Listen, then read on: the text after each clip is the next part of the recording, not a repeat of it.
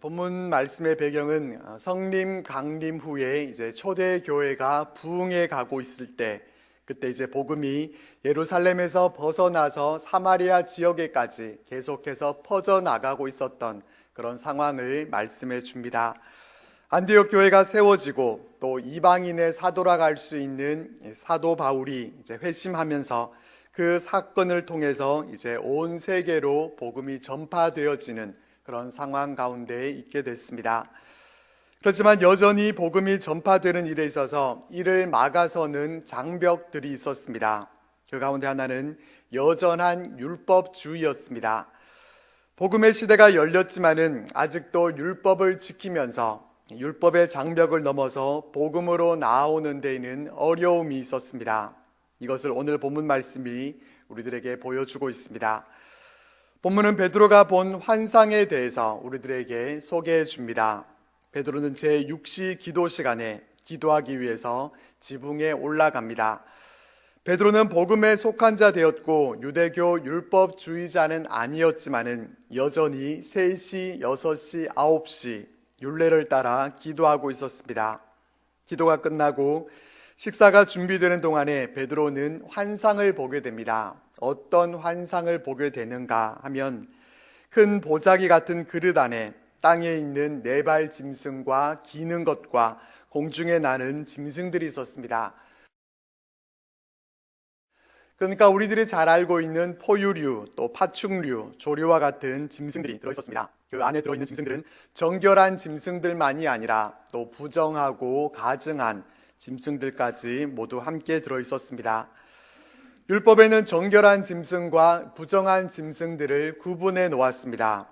레위기 11장을 보면은 먹을 수 있는 짐승은 굽이 갈라져서 쪽발이 되고 새김질하는 짐승입니다. 이들은 정결한 짐승이어서 먹을 수가 있습니다. 대표적으로 소와 양의 경우에는 되새김질을 하고 또 발굽이 갈라져 있어서 우리가 먹을 수 있습니다. 그러나 낙타와 토끼의 경우에는 새김질은 하지만 굽이 갈라져 있지 않기 때문에 부정합니다.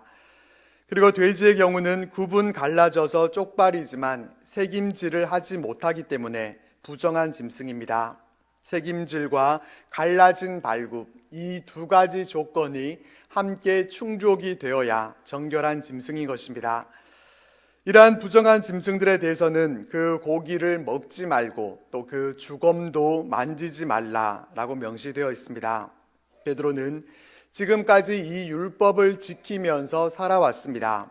그러니까 베드로는 한 번도 이 삼겹살을 먹지 못했을 것입니다. 얼마나 안타까운 일인지 모릅니다. 우리도 만약에 율법 시대에 우리가 율법을 지키면서 그렇게 살아야 했다고 하면은 맛있는 삼겹살을 먹지 못하는 그런 큰 아쉬움이 있었을 것 같습니다. 뿐만 아니라 물고기 중에서는 지느러미와 비늘 없는 것들은 부정했습니다. 그러니까 일반적인 생선들만 정한 것이고 오징어나 문어, 전복과 같은 것들은 부정한 것들이 됩니다. 저는 정말 복음과 맞지 율법과는 맞지 않는 것 같습니다. 새들 중에서는 매 종류와 까마귀 종류, 갈매기와 학과 황새, 박쥐와 같은 것들이 다 부정한 짐승들이었습니다. 이렇게 부정하고 가증하게 여기는 짐승들의 목록이 다 정해져 있는데 환상 중에 들린 소리는 베드로야 일어나 잡아 먹어라 라고 하는 음성이었습니다. 베드로는 기도 후에 식사를 준비하는 동안에 그가 잠이 들었기 때문에 환상을 그가 보면서 배가 고픈 상태였기 때문에 뭐라도 분명히 먹고 싶었을 것입니다. 하지만 베드로는 부정한 짐승들은 자신이 지금까지 먹지 않았을 뿐더러 먹고 싶지도 않은 것들이었습니다. 아무리 배가 고프다 하더라도 그것을 먹을 수 없었습니다. 그래서 베드로가 어떻게 반응하는가 하면은 주여 그럴 수 없나이다. 속되고 깨끗하지 아니한 것을 내가 결코 먹지 아니하였나이다. 이렇게 항변합니다. 베드로에게 지금 먹으라고 말씀하시는 분이 누구십니까? 하나님이십니다. 그 짐승들을 만드신 분이 누구이십니까? 하나님이십니다. 창조주 하나님이 피조물인 인간 베드로에게 하나님이 창조하신 창조물을 먹으라 말씀하시는데 베드로는 감히 순종하지 않습니다. 순종하지 않은 이유가 무엇입니까? 베드로는 부정한 짐승을 지금까지 그가 먹지 않고 살아왔다는 것입니다. 지금까지 자신은 율법을 지키면서 살아왔다는 것, 그것이 이유였습니다. 자신이 갖고 있는 그 신앙, 자신의 생각과 또 그 관념 안에서는 도저히 받아들일 수 없다는 것입니다. 어느 정도로 받아들일 수 없는가 하면은 하나님이 명령하시는데도 그렇게 할 수 없다는 것입니다. 이렇게 베드로는 베드로야 일어나 잡아먹어라 라는 그 하나님의 음성에 순종하지 않습니다. 그러자 하늘에서 두 번째 음성을 들려주십니다. 하나님께서 깨끗하게 하신 것을 내가 속되다 하지 말라. 하나님은 이미 깨끗하다고 하시는데도 베드로는 속되다고 하면서 거부하고 있어서 하나님은 이와 같이 말씀하십니다. 부정한 짐승과 정결한 짐승을 정하신 분이 누구십니까? 하나님이십니다. 정결한 짐승과 부정한 짐승에 대한 그 율법이 어떻게 만들어지게 됐습니까? 하나님께서 명령하셔서 만들어진 것입니다. 모든 것을 만드시고 정하시고 명령하신 분이 정결하다고 하는데도 베드로는 그것을 받아들이지 못합니다. 16절 말씀을 보면은 이런 일이 3번 있은 후라고 말씀해 줍니다. 한 번 그런 환상을 본 것이 아니라 2번째 반복되고 한 번 더 반복이 되면서 3번이나 같은 장면과 음성을 듣게 됐고 베드로는 3번이나 그가 자신은 그럴 수 없노라고 하나님께 대답합니다. 이 환상을 보고 난 후에 베드로는 그 환상의 뜻이 무엇인지 그의 속으로 의아해합니다. 왜 이런 환상을 보게 하셨을까? 분명 배고파서 자다가 헛것을 본 것이 아닌데 3번이나 보여주셨다고 하면은 이것이 확정적이고 확실하다는 뜻일 텐데 왜 이런 환상을 내게 보여주셨을까? 이것이 무슨 뜻일까? 베드로에게는 의문이 있었습니다. 그런데 어떻게 됩니까? 17절 말씀에는 마침이라는 단어가 나옵니다. 마침 어떤 일이 있었는가 하면은 고넬료가 보낸 사람들이 시몬의 집을 찾아오게 됩니다. 고넬료가 보낸 사람들이 시몬 베드로의 집으로 찾아오게 된 경위는 앞에 있는 1절에서 8절까지의 말씀에 나옵니다. 고넬료라고 하는 사람이 나오는데 이는 어떤 사람이었는가 하면은 1절에서 이달리아 부대의 백부장이었다라고 소개해 줍니다. 이방인 백부장이었던 그는 어떤 사람이었습니까? 그는 경건한 사람이었고 온 집안과 더불어 하나님을 경외하고 또 백성들을 많이 구제하고 하나님께 항상 기도하는 사람이었다라고 소개해 줍니다. 이방인이면서도 이렇게 피집의 백성들을 돌보면서 하나님을 경외하는 사람, 그런 사람은 찾아보기가 어려울 텐데 이 사람은 참 찾아보기 힘든 그런 귀한 사람이었다, 이렇게 소개해 줍니다. 그에게 어떤 일이 있었는가 하면은 제9시 기도하는 시간에 환상을 보게 됩니다. 하나님의 사자가 고넬료를 부르면서 내 기도와 구제가 하나님 앞에 상달되어 기억하신 바가 되었다라고 칭찬해 줍니다. 칭찬과 함께 고넬료가 할 일에 대해서 하나님의 사자가 지시해 주시는데 상당히 막연합니다. 그저 지금 사람들을 욥바로 보내서 해변에 있는 무두장이 시몬의 집에 있는 베드로를 초대하라, 이렇게 말씀합니다. 서울에 있는 김서방을 초대하라고 하는 것처럼 누군지도 모르는 사람을 찾아가서 초대하라고 한 것입니다. 이 환상 후에 고넬료는 하인 둘과 또 경건한 군인 하나를 보내게 되는데 그들이 사람들에게 무두장이 시몬의 집이 어디에 있습니까? 이렇게 두루 물어보고 다니다가 마침 베드로의 집으로 찾아온 것입니다. 고넬료도 환상을 보고 사람들을 보내게 됐고 또 베드로도 환상을 본 직후에 사람들을 만나게 된 것입니다. 고넬료와 베드로 두 사람에게 하나님은 환상을 보여주셨고 하나님께서 환상을 통해서 하나님께서 뜻하시고 계획하신 일들을 이루어 가게 됩니다. 이후의 내용들을 보면은 베드로는 고넬료의 집에서 보낸 사람들과 만나서 23절 말씀 보면은 그들을 불러들여 유숙하게 했다, 이렇게 말씀해 줍니다. 고넬료의 집 사람들의 이야기를 듣고서 베드로는 자신이 본 환상의 그 의미를 어렴풋이 깨달은 것 같습니다. 주저없이 낯선 이방인들을 자신이 묵고 있는 집 안으로 불러들여서 유숙하게 하고 있는 것을 보면은 그렇습니다. 유대인들은 이방인들을 개처럼 여겨서 그들은 상종하기를 꺼렸고, 또 유대인이 이방인과 가까이 교제하는 것, 이것은 바로 위법 그 자체였습니다.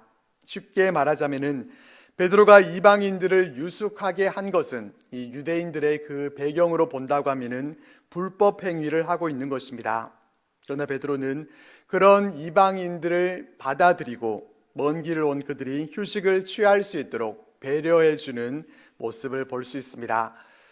그리고 베드로는 이튿날 함께 출발해서 그 다음 날에 가이사랴로 들어가서 이 고넬료를 만나게 됩니다.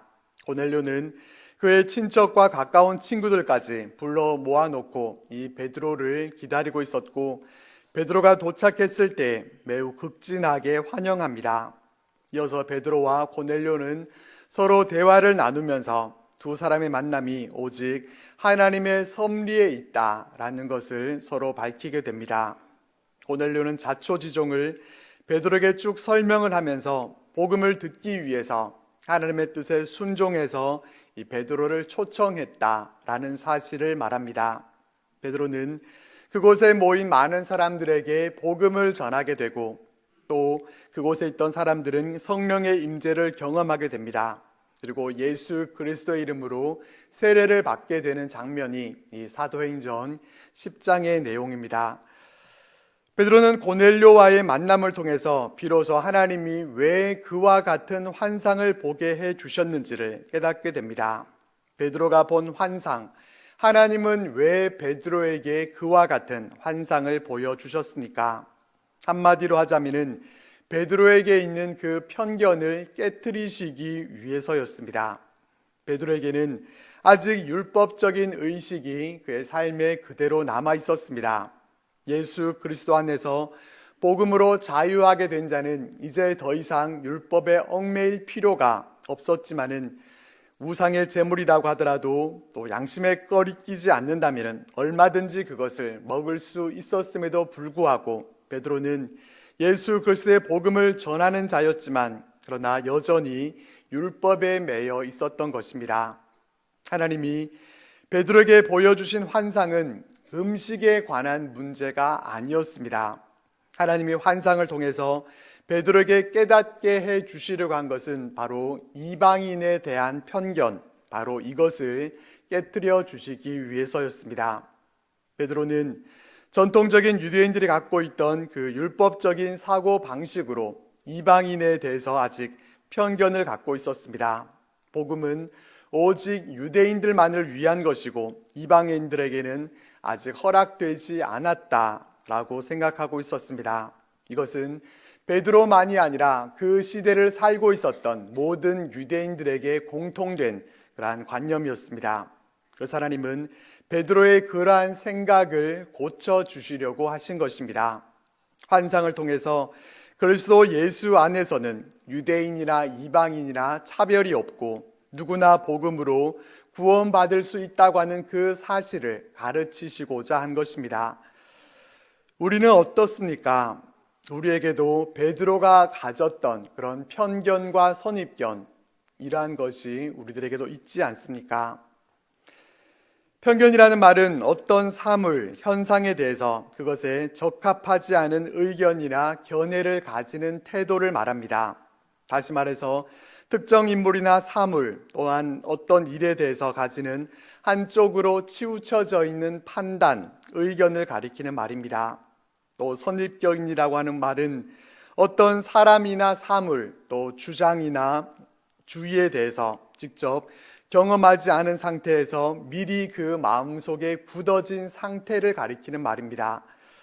이것이 별것 아닌 것 같지만은 시간이 지나면서 편견과 선입견은 하나의 높은 장벽이 되어버리고 결국 그 사람은 그 장벽 안에 갇혀버리는 그러한 모습이 되어버립니다. 성경에도 편견을 가졌던 여러 모습들을 볼 수가 있는데 그 가운데 대표적인 말씀은 이 나다나엘이 한 말입니다. 나사렛에서 무슨 선한 것이 날 수 있느냐.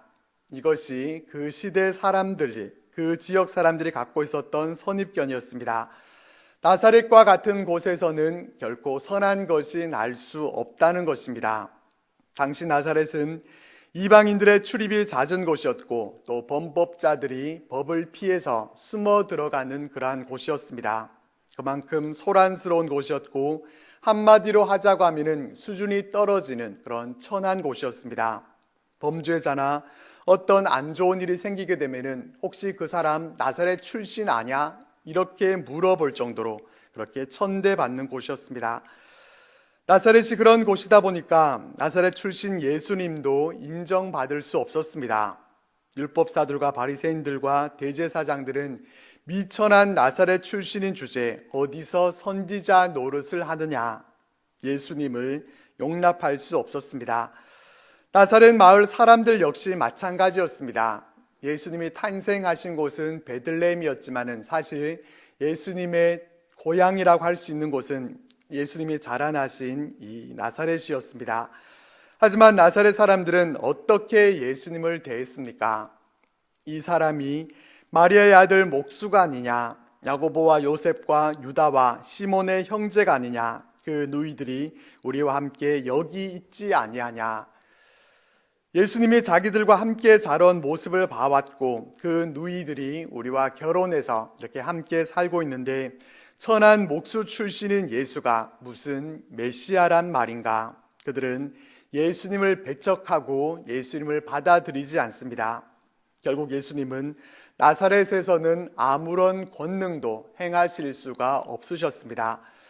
행할 권능이 없으셔서가 아니라 나사렛 사람들의 그 불신앙적인 태도 때문에 그곳에서는 능력을 행하지 않으시기로 주님께서 그렇게 결심하셨다는 뜻입니다. 그들은 예수님에 대한 편견과 선입견 때문에 하나님의 권능도 경험하지 못하고 주님이 주시는 구원의 은총을 경험할 수 없게 되고 말았습니다. 편견과 선입견은 이렇게 안타까운 결과를 만들어내고야 맙니다. 그 편견과 선입견에 그 장벽을 넘었다고 하면은 모두 다 하나님의 자녀가 되고 또 구원의 은총을 그들이 누릴 수 있었을 텐데 그 장벽이 그 귀한 축복들을 다 놓치게 만드는 것이 되어버렸습니다. 편견이 무서운 것은 우리가 베드로를 통해서 본 것처럼 편견으로 인해 하나님의 명령에도 불순종하게 되는 그런 우를 범하게 되기 때문입니다. 이것이 얼마나 말도 되지 않는 우스운 꼴인지 모릅니다. 하나님이 깨끗하다고 하시는데도 내가 갖고 있는 선입견으로 아니요 더럽습니다 라고 말하는 이 베드로의 모습을 보면서 어떤 생각이 드십니까? 참 어이없어 보이고 또 어리석어 보이지만은 그러나 문제는 우리가 바로 이와 같은 모습을 갖고 있다는 데 있습니다. 하나님이 인정하시고 하나님이 괜찮다고 하시는데도 우리는 편견의 장벽 속에 갇혀서 인정하지 못하고 안 괜찮다고 하는 그런 모습이 우리에게 있지 않습니까? 우리가 잘 아는 코미디언 구봉서 장로님의 이야기를 들어보셨을 것입니다. 성경 공부를 하면서 어떤 분이 어떻게 남자 없이 아기가 태어날 수 있느냐, 마리아가 어떻게 성령으로 잉태할 수 있느냐, 그것에 대해서 믿을 수 없다고 했습니다. 그때 구봉서 장로님이 지 서방이 괜찮다는데 왜 네가 난리야 이렇게 말했다고 하는 그런 유명한 일화가 있습니다.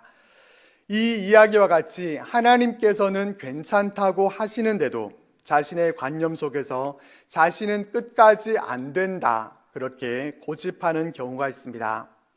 사람과 사람 간에는 서로 생각이 다릅니다. 살아온 환경이 다르고 또 경험과 지식이 다르기 때문에 그것은 당연한 일입니다. 한 사람은 괜찮다고 하지만은 또 한 사람은 안 괜찮다고 할 수 있는 일이 충분히 가능합니다. 어쩌면은 당연한 것입니다. 하지만 하나님이 괜찮다고 인정하신 것에 대해서 사람이 안 괜찮다, 나는 인정하지 못하겠다 라고 하는 것은 말이 되지 않는 것입니다. 예수님이 가늠하다 잡혀온 여인에 대해서 나도 너를 정죄하지 아니하노니 가서 다시는 죄를 범하지 말라, 그렇게 말씀하셨습니다. 그런데 아닙니다. 저 여인은 죄인이 맞습니다. 그 여인에 대한 편견을 버리지 못하고 끝까지 그 여인을 정죄하면서 돌을 던진다고 하면은 그 사람은 제대로 된 사람이겠습니까? 그 사람은 편견과 선입견 속에 그냥 갇혀서 살아가는 그런 자일 뿐입니다. 편견과 선입견 속에 갇혀 있게 되면은 어떤 변화도 일어나지 않게 되고 그냥 그렇게 살다가 죽게 됩니다. 그 장벽을 넘을 때 새로운 역사가 시작될 수 있습니다. 사람이 1마일을 4분 안에 달린다 라고 하는 것은 수백 년 동안에 불가능한 일로 간주됐습니다. 의학자들은 만약 인간이 그렇게 달린다고 하면은 심장과 신체 장기들이 아주 심각하게 파열되고 또 관절도 부러지고 근육과 인대, 힘줄까지 모두 다 찢어지게 될 것이다, 그렇게 경고했습니다. 그런데 이 장벽을 넘어선 사람이 있습니다. 로저 베니스터라는 사람입니다. 그는 영국의 아마추어 육상 선수이자 또 옥스퍼드 대학에서 장학금을 받고 공부한 그런 의대생이었습니다. 그는 의대생답게 인간이 견뎌낼 수 있는 최고의 고통과 또 최고의 주력법에 대해서 연구합니다. 그리고 그는 2년 동안 계속해서 도전합니다. 그리고 마침내 1954년 5월 6일 그는 1마일 경기에 참여해서 죽기를 각오하고 역주를 펼칩니다. 1마일을 4분 안에 주파하려고 하면은 트랙을 4번 동안 60초 안에 그것을 돌아야 했습니다. 그렇게 돌다가 심장이 터질지도 모를 일이었지만은 그는 마침내 이 4바퀴를 완주했고 그의 기록은 3분 59초 4라는 이런 기록이 나왔습니다. 인간의 능력으로는 불가능하다고 여겨졌던 마의 이 4분의 벽을 넘어선 것입니다. 그런데 기적 같은 놀라운 일들이 그 다음부터 줄줄이 있기 시작합니다. 로저 베니스터가 4분벽을 깨고 나니까 1년도 되지 않아서 37명이나 되는 선수들이 이 4분의 기록을 깨게 됩니다. 1954년부터 인류가 갑자기 빨라져서 이와 같은 일이 있게 됐겠습니까? 인간은 1마일을 4분 안에 달릴 수 없다고 하는 그 마음의 장벽이 허물어졌기 때문입니다. 능력이 없어서가 아니라 그 편견과 또 선입견 속에 갇혀 있어서 그랬던 것이지 신체적 한계 때문이 아니었던 것입니다. 이처럼 편견의 장벽이 무너져야 새로운 역사가 시작됩니다. 하나님 나라의 역사가 어떻게 새롭게 써질 수 있었습니까? 편견의 장벽을 넘었기 때문입니다. 이방인은 구원받을 수 없다고 하는 그 장벽이 깨어졌기 때문입니다. 그 장벽을 누가 깨트리셨습니까? 하나님이 깨트리셨습니다. 왜 깨트리셨습니까? 그 편견 속에 갇혀 있어서는 하나님 나라가 온전히 세워질 수 없었기 때문입니다. 그 편견 속에 갇혀 있게 되면은 하나님은 지금도 이스라엘 백성들의 하나님, 히브리 민족들을 위한 그들의 하나님이셨을 것입니다. 복음이 온 세상 가운데 퍼져 나가기 위해서는 복음이 결코 이스라엘 백성들만의 것이 아니라는 것이 온 세상 가운데 선포되어져야 했습니다. 이를 위해서 하나님은 베드로에게 환상을 보여주셨던 것입니다. 우리가 마음에 새겨야 할 것은 하나님이 된다고 하시면 우리도 그 말씀에 순종해야 한다는 것입니다. 하나님은 된다고 하십니다. 너는 하나님 나라를 위해서 일할 일꾼이다. 내가 너를 쓰겠다 하시는데 저는 그럴 수 없습니다. 베드로와 같은 답변은 있을 수 없는 대답입니다.